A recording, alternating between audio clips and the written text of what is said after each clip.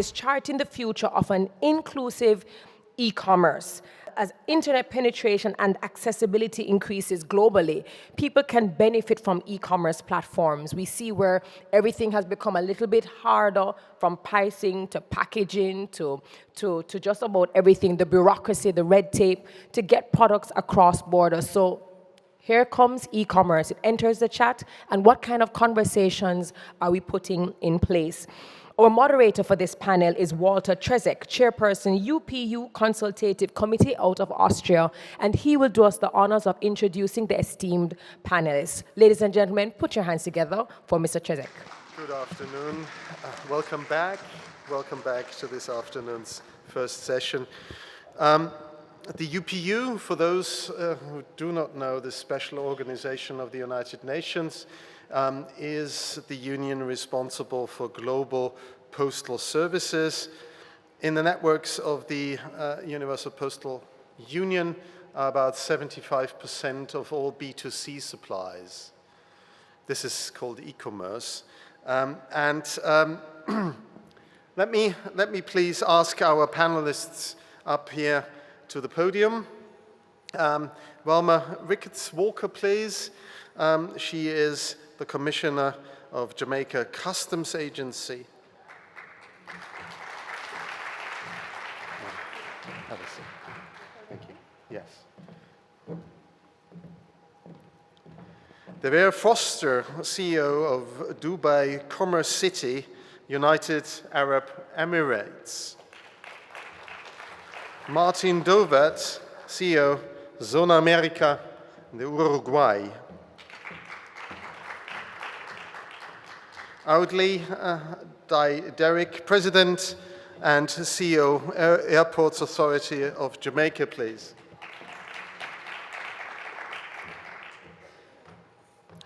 Bogolo Kene-Vendo, global economist, former Minister of Trade and Industry from Botswana.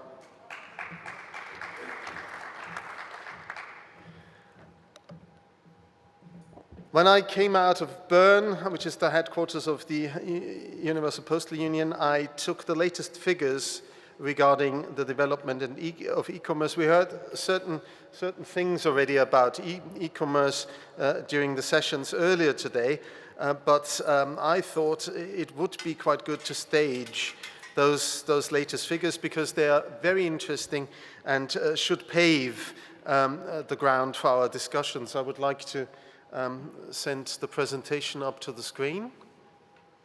Yeah, wonderful. So without any further ado, quite important, this is the development of online retail. The one chart further to the right of you is the development in the United States. The other one is Brazil.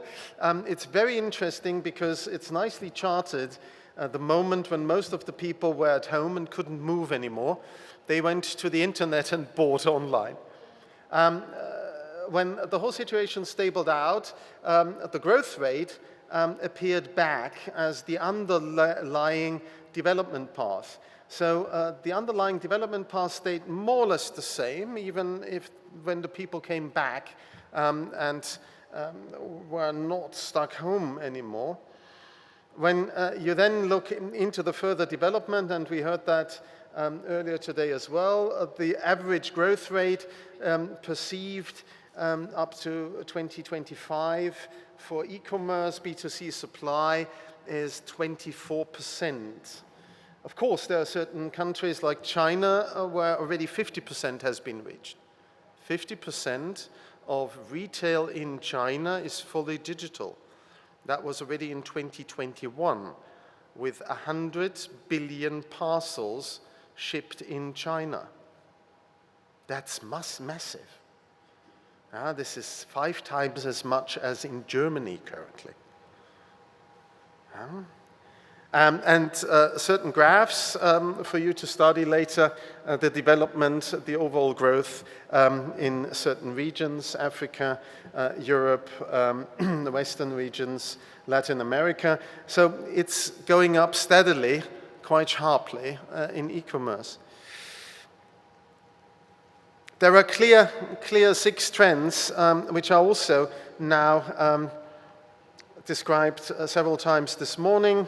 There was the reference for a storm coming up. Yes, there is a storm brewing. There has been the pandemic, but it is very interesting to already see that 90% of all e-commerce deliveries are made by only 10% of courier express and parcel operators.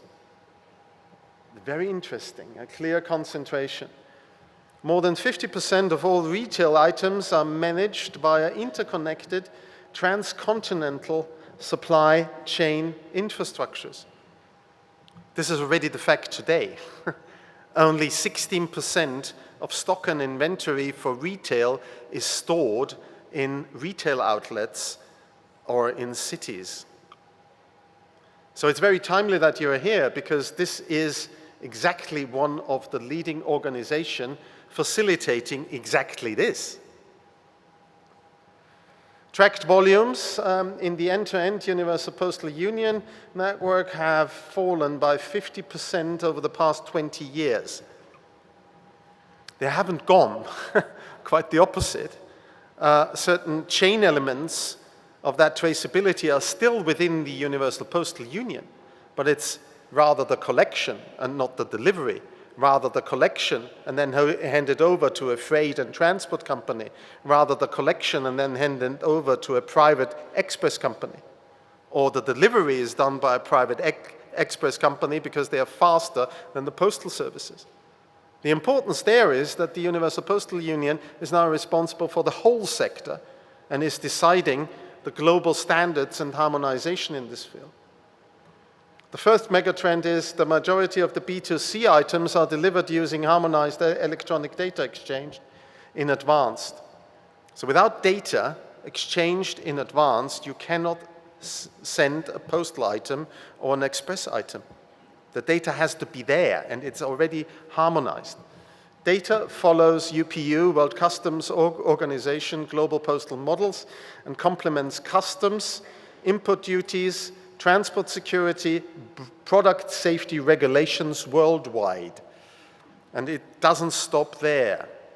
Sustainability, CO2, carbon emissions, greenhouse gas emissions are the next thing coming on the horizon, and we already have ISO standards in this field for freight and transport, but also for the postal sector as such, which is separated from the freight and transport sector. Pre-lodging of electronic documents at item level follows clearly harmonized data exchange structures, not only for the postal sector, but also for freight and transport. And that's a global trend. For Europe, you will need that in 2024 for all transport modes fully harmonized in advance, even to move a truck. Sustainable packaging and the global harmonized measuring, accounting, and reporting of CO2 and greenhouse gas emission will be achieved using data which is already available. Yes, because it has been harmonized already before an item can be packed, fulfilled, and sent on its way. A perfect storm is brewing, and I will make that very short, because these harmonized data constructs, the management of such supply chain management, and also facilities fulfilling the contracts entered into by consumers at the point of sale are a prerequisite. Those who are not ready for that will be out of business. Those are ready for that will be empowered and will take even further segments of the market into their network. I focus to the panel. I see the clock is ticking. We have 10 minutes more than I thought, which is very good. We have two authorities, and I would like to start with our representatives from authorities, the Airport Authority and also the Customs Authority. That was now the umbrella over this harmonized data thing and what's necessary to send e-commerce, a kind of helicopter view. But please give us an insight, what happened in your authority, what happened with volumes, what happened with the data, Is that really coming? Are you getting ready for that? Ladies first, please. Wonderful. Thank you so much, Walter, for acceding to ladies first. And good afternoon, everyone. I trust you had a wonderful lunch. But I'm going to piggyback on something that our host, none other than Dr. Terry spoke about as it relates to Jamaica, our offerings. The sun, the sea, the sand, tourism, the beautiful people, our culture, our food, and of course, the people. But I'd also like to say that we are also moving along as it relates to our approach to e-commerce. I dare say it's an S word that I don't think I'm probably allowed to say here, but if it's 4 letters, if you get my drift. But as it relates to the Jamaica Customs Agency, you know that that's a part of the supply chain. And sometimes people get scared as it relates to customs. Over the period, and as it relates to this pandemic, what has happened? You all know there is an increased volume in the nature of e-commerce trade, particularly, as Walter had said, as it relates to B2C. And the volume of transactions sometimes poses a problem to customs in the context that it requires more human resource to manage those transactions. But importantly, as was mentioned before, the data, getting that data in advance and having the automation to drive that. Now, e-commerce in its own context is data-driven and data-rich.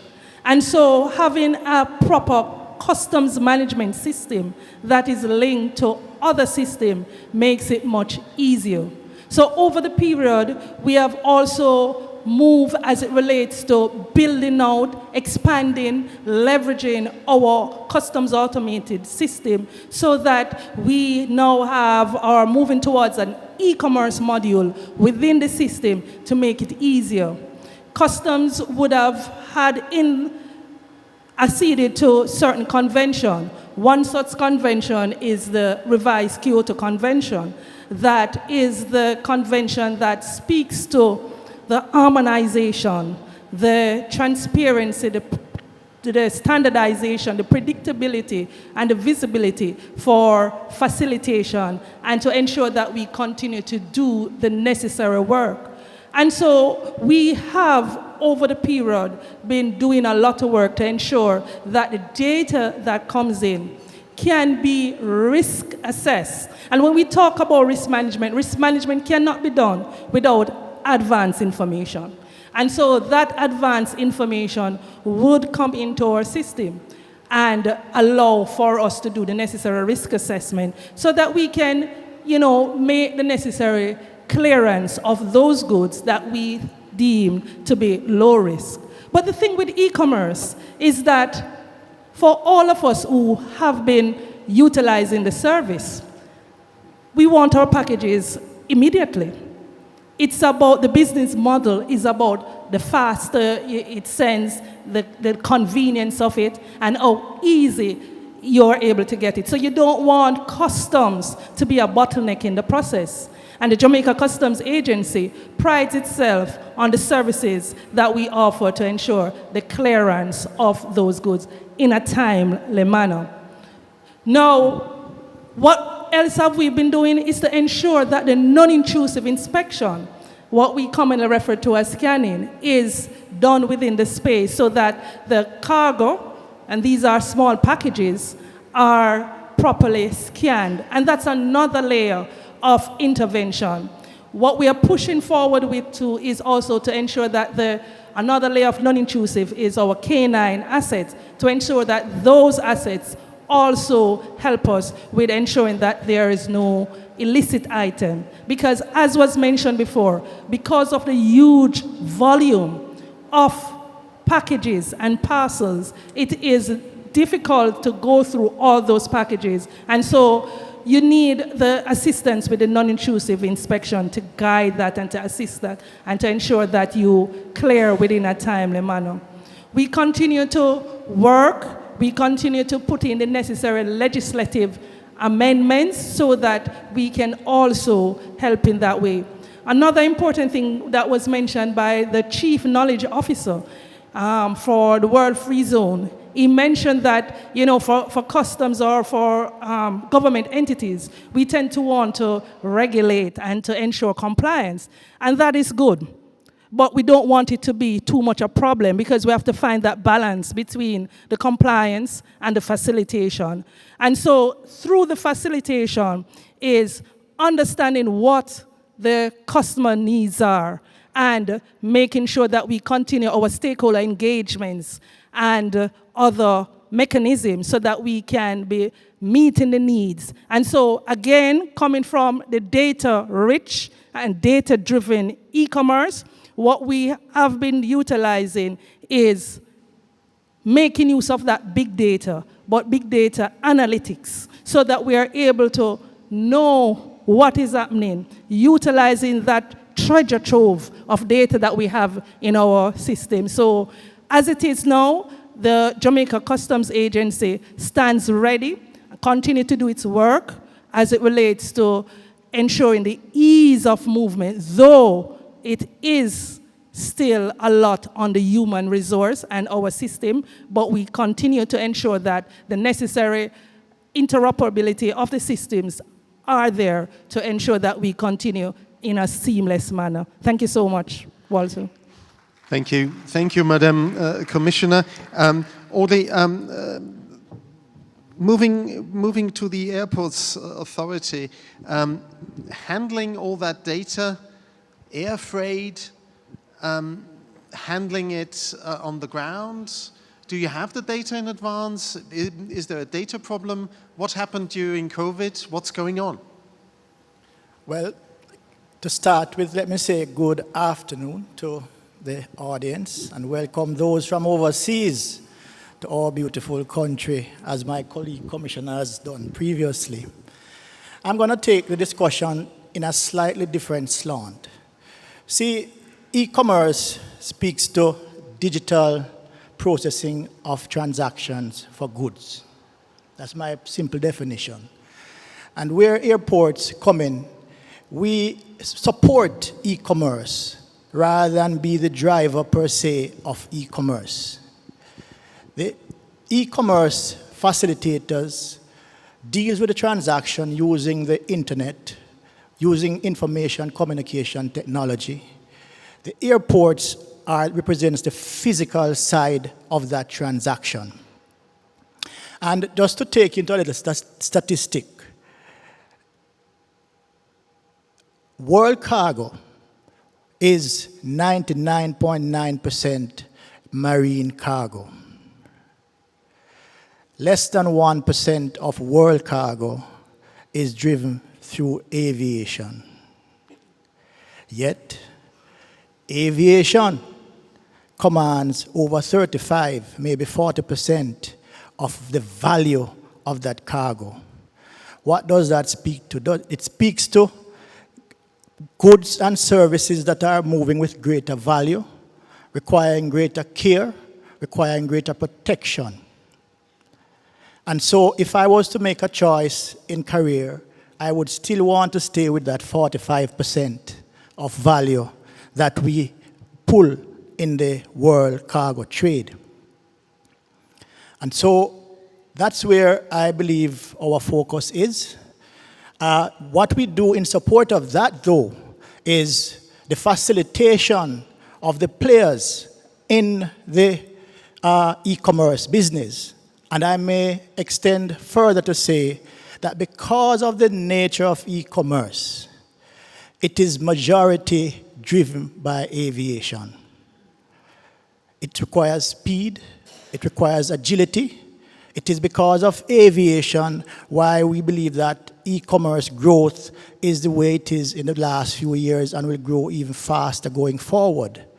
It is because of aviation why you can have industries like horticulture, pharmaceuticals, sports, and many others that today wouldn't have otherwise be convenient to accommodate in this way, that you can have them so seamlessly and timely and securely. As Commissioner alluded to, however, there are some challenges that we need to take into consideration to facilitate the smooth flowing and operation of e-commerce. We need to provide an enabling environment where our technology and our physical structures and infrastructure are keeping pace with the improvements that are taking place in e-commerce. Because while e-commerce is a very powerful tool for cargo trade, if e-commerce is moving at a speed of 90 miles per hour, and the airports can only take the processing of these transactions and goods, the physical goods now, at 10 miles per hour, then you have a problem. And so it's important for the airport system, the aviation system, to align itself with the pace of the digitalization of e-commerce so they can be harmonized and be fluent and be efficient. That's what the role we play. Thank you very much indeed for that. We have the pleasure here to have a global economist and, of course, a former minister of Trade and Industry.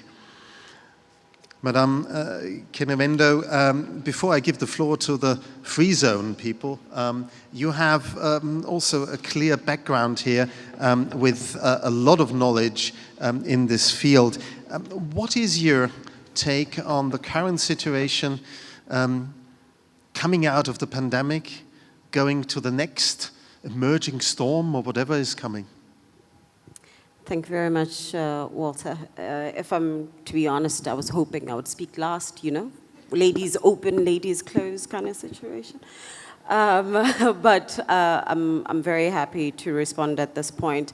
My take on e-commerce and special economic zones is always from a point of view of inclusive trade. Inclusive trade mainly because sometimes when we talk about special economic zones and e-commerce, it's from a big, large industry kind of perspective, foreign investors, and then on e-commerce, it's always the big five that many developing countries are still afraid of. So what we tend to look at, and this is from a political economic standpoint, is how can we make sure now, in particular getting out of COVID, that we stimulate growth and development with e-commerce for the SMEs that were badly harmed by COVID-19. And one of the things that are coming up is an old model that is being positioned as a newer model of cooperatives. Creating a special economic zone, which is not necessarily by physical location. And I want to speak to this a little bit more because there are two schools of thoughts that a special economic zone should be physical location, and then another school of thought of no, it should be industry. There should be a single industry status to special economic zone. You should be able to benefit from the incentives even if you're not in a physical space. So when we are thinking about these cooperatives, we're thinking cooperatives producing the same kind of product that are looking to tap into an external market that has a possibility of producing more value for them in terms of dollar than the domestic market does.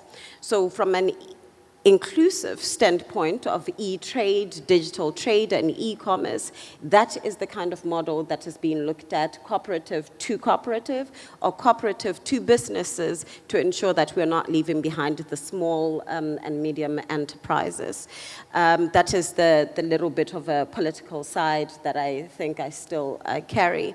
And when we're speaking a little bit more on post-recovery policies, Walter, in special economic zones, I think it's very important that now we speak much more freely about digitization in special economic zones when we didn't pre-COVID-19. because I was also in the high-level panel of digital cooperation, and when we were approaching African governments and some Caribbean governments, they were not very open to having an e-commerce discussion. As you know, MC11, the Ministers of Trade meeting that was happening then, wouldn't really conclude anything on e-commerce because it was seen as a Western issue. Now, the discussion is moving a little more progressive because of COVID-19. And what I want to speak on that is I think there is now a greater opportunity for a digital SEZ in developing countries, incentivizing the development of apps and tech-based a facilitation of trade for SMEs, for multinational companies, but just to ensure that there's a much easier flow of trade from domestic going abroad and within the domestic economy. So there is certainly more incentives that needs to be done for payment platforms, for logistics, but really centered around technology. I find that picture very intriguing. We started with electronic or digital retail, Yeah. and now we are talking about digital special economic zones targeted at small and medium, even micro enterprises to help those who were left out to even leapfrog. Yes. Brilliant. Certainly, because beautiful picture. Thank you, thank you. Because the whole point is that of trade, or at least we like to think, that trade, the whole point of trade is to encourage sustainable development. And one of the issues that we had previous to COVID-19 was that the digital divide will only increase inequalities. But we can ensure that it doesn't when we tailor proper economic strategies and policies. Yeah, empower the structures. Yes. Absolutely. Brilliant. Well, there's at least something I'm taking away here. This is very good. Thank you for this. Dever, to the zones now. You have a very special business model in Commerce City, which was tailor-made to a certain extent to all that coming already previously. So were you prepared for COVID? Are you prepared for the storm? Do you weather? Well, first of all, before I start, I'd like to thank Jamaica for making an Irishman feel very much at home.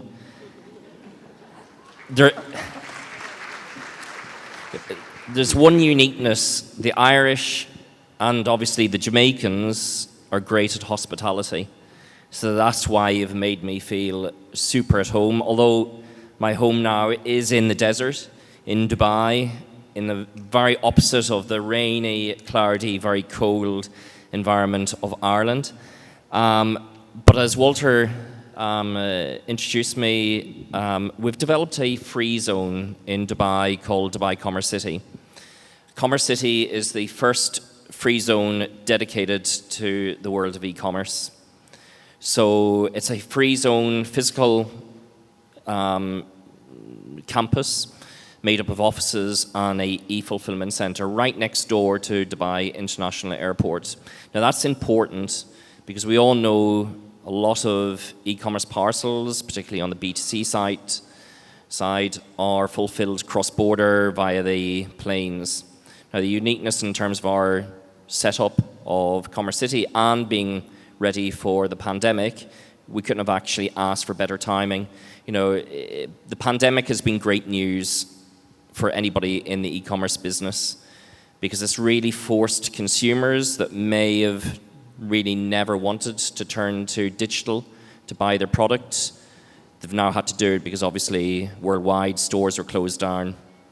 Commerce City opened up the operations in the summer of last year, and we're now facilitating the ability for either small SMEs, even MNCs, to have a platform out there to be able to launch an e-commerce business that not only delivers e-commerce capabilities for consumers in the UAE, but across the GCC market and globally.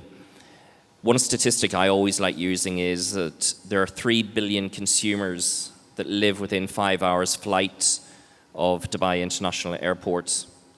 with multiple airlines, particularly Emirates, that fly to, I think it's 270 destinations globally, which therefore gives an opportunity for a e-commerce player, be it either in the US, Latin America, here in the Caribbean, Europe, Australia, Africa, to be able to bring the product closer to the end consumer, this demanding the same kind of instant gratification that consumers get offline.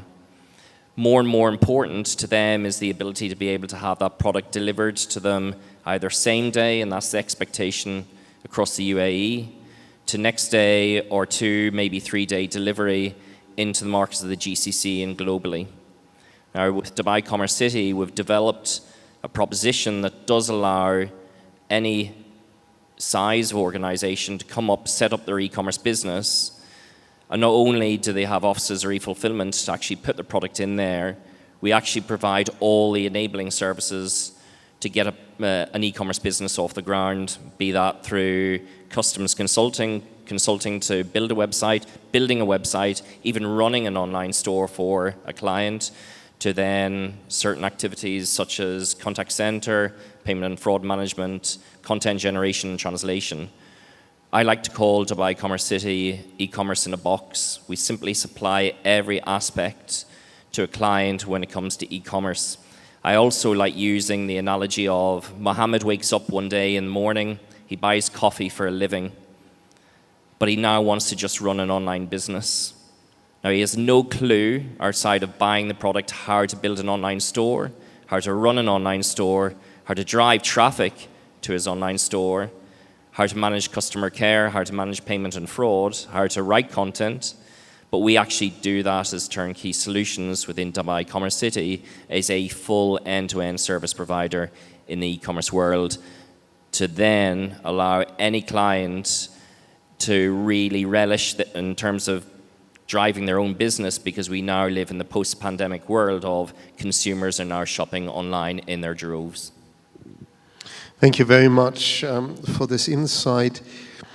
I understood, Martin, that Zone America in Uruguay has a slightly different approach when it comes to running a free zone. Much more hands-on, much more down to business, much more elaborating the different modes of transport surrounding your zone. Could you give us an insight what happened over the course of the last 2 years, 3 years? We saw each other, I think, in Barcelona. That was 2019. You haven't changed. Amazing. Thank you. Up to you. Only the hair is a little whiter, but well. you know, at least it hasn't fallen. Thank you very much, for your time, and thank you very much for the beautiful hospitality here at Jamaica, and thank you for this panel and this discussion. Yes, we were just talking about whether to discuss strategic location or not, and at least from a traditional standpoint, we have to speak about Uruguay's strategic location. I lead a free zone in Montevideo, Uruguay. We are a couple of kilometers away from the airport, so very close by, kind of like side by side, and 15 kilometers away from the port, which is the main port, which is basically why Uruguay was born. It was born as a port. So logistics is in our DNA, is in our blood for 200 years now. And Uruguay has a very small market, a very unattractive market, and that's why free trade zones are so interesting, because they allow us to target more efficiently to our neighboring markets, which are actually what we are. When you have a small market, you are not attractive to large businesses, because they don't see in our market an attractive place to put steel in the ground. So the markets that they are looking into are markets in the hinterland, markets that you can reach with a very efficient road network, and so my approach is to an e-commerce from a multimodal standpoint, more than just the airport or the flight, which obviously makes a lot of sense for certain geographies. But in the geography that we are established, you can, and looking at how the data, and we were discussing the data, how nowadays the big marketplaces can project with artificial intelligence what's going to be the consumption or the demand for next Christmas, for example. You can then ship by container, and so then by sea to the port of Montevideo. And from Montevideo, you can have those inventories much more closer to your final customer, and you can prepare your e-commerce packages, your cross-border e-commerce packages, reaching to a hinterland of 300 million people via truck. And that is something that we are not inventing, actually, because it's something that we are seeing still. Cross-border e-commerce happens by flight for the most part. So that's the reality nowadays.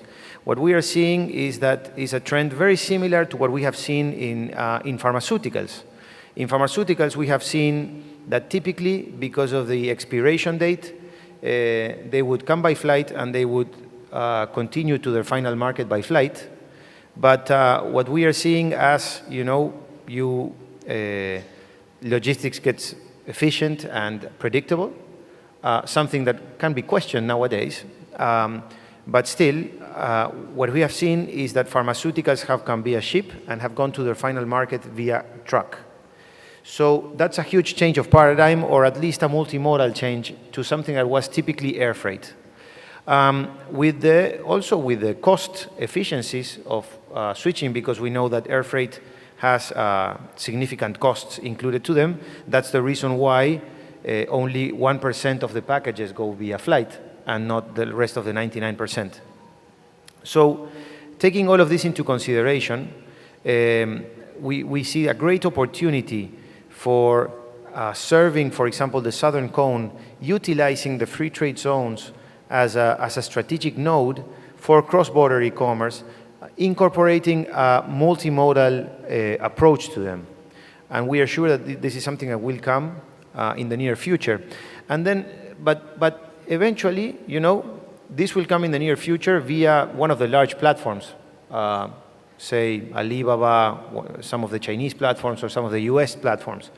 But speaking about sustainable e-commerce, nowadays in our free zones, eventually we have traditional players with high value added already inventories in the free zones. And that's a great opportunity, because eventually in our free zones we already have some value electronics or value cosmetics or value or high value clothing or accessories. And those are the typical items that can eventually go, or consumer goods, and those are the typical items that eventually go to what the consumer is requesting in our proximities. And so the third-party logistics players, or the owners of the cargo that are our free trade zones, that most probably are SMEs, they can eventually also capitalize on the fact that they can develop, they can jump into this new digital transformation, which is the cross-border e-commerce supply chain. So great opportunities, and as consumption continues to rise via this platform, we think that it will be about omnicanality, omni-channel. One of them would be the traditional going to retail, but eventually utilizing those inventories, same one going directly to the consumer via cross-border e-commerce. Thank you very much, Martin. Looking at my clock and knowing Shamir, who told me that I should be off the stage in 2 minutes, just a very brief question now for me, and please answer yes and no, starting with Madam Commissioner. The question is, are we ready, free zones or these examples, for the future of e-commerce, with all that storm building up, food crisis, fuel crisis, financial crisis, not a lot of disposable income of our consumers. Are we ready? A big resounding yes.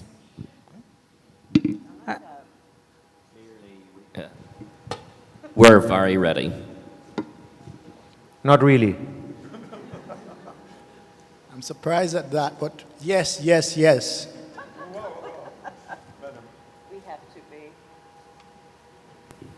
We have to be. Thank you for this. Please join me in giving a big applause to our panelists. Thank you. Thank you. Thank you to Walter and panelists. I found it quite intriguing. I certainly am someone, and I'm sure there's so many more of us who order our packages come in, we get it, we clear it. But it was really listening to the panelists when I understood in terms of just, we want the efficiency, but we still have to ensure that we're moving at the pace where our borders are still able to protect. Oh, I think that's like the second time it's happened, huh? And I thought what was also intriguing was looking at special economic zones as digital. So all this time we've been speaking, I thought, well, definitely physical, but what Bogota was able to do was to have us reimagine what special economic zones could actually look like and how it could serve smaller businesses. So thank you very much for that panel discussion on the inclusive nature of e-commerce.